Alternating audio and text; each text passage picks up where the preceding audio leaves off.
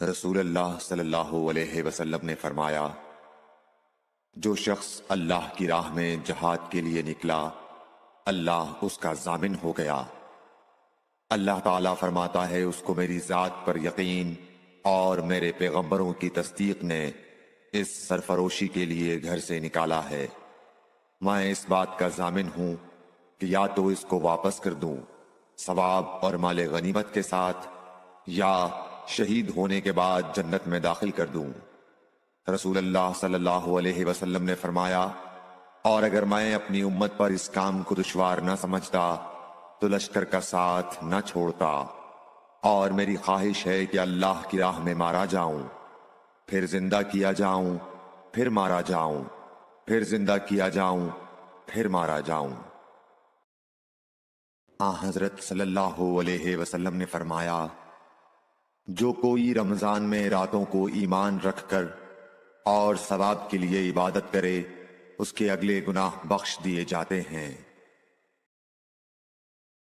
حضرت صلی اللہ علیہ وسلم نے فرمایا، جس نے رمضان کے روزے ایمان اور خالص نیت کے ساتھ رکھے، اس کے پچھلے گناہ بخش دیے گئے۔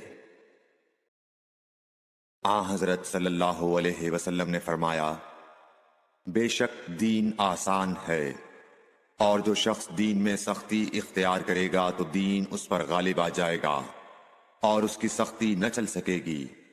بس اس لیے اپنے عمل میں پختگی اختیار کرو، اور جہاں تک ممکن ہو میانہ روی برتو، اور خوش ہو جاؤ کہ اس طرز عمل سے تم کو دارین کے فوائد حاصل ہوں گے، اور صبح اور دوپہر اور شام اور کسی قدر رات میں عبادت سے مدد حاصل کرو۔ نماز 5 وقتہ بھی مراد ہو سکتی ہے کہ پابندی سے ادا کرو۔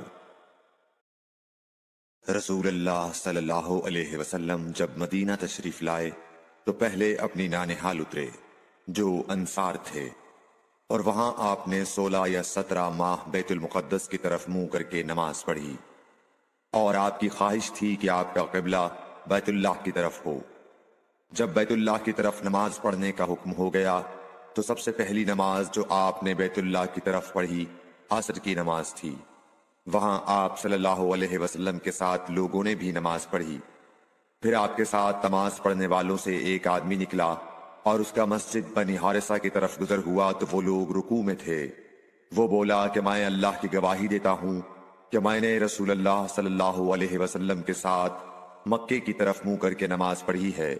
یہ سن کر وہ لوگ اسی حال میں بیت اللہ کی طرف گھوم گئے، اور جب رسول اللہ صلی اللہ علیہ وسلم بیت المقدس کی طرف منہ کر کے نماز پڑھا کرتے تھے، یہودی اور عیسائی خوش ہوتے تھے، مگر جب آپ نے بیت اللہ کی طرف منہ پھیر لیا تو انہیں یہ امر ناگوار ہوا۔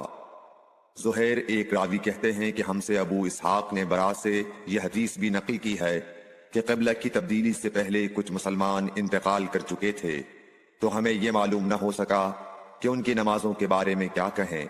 تب اللہ نے یہ آیت نازل کی، وَمَا كَانَ اللَّهُ لِيُضِيعَ إِيمَانَكُمْ، سورہ بقرہ آیت number 143۔ Like, share and subscribe for more videos.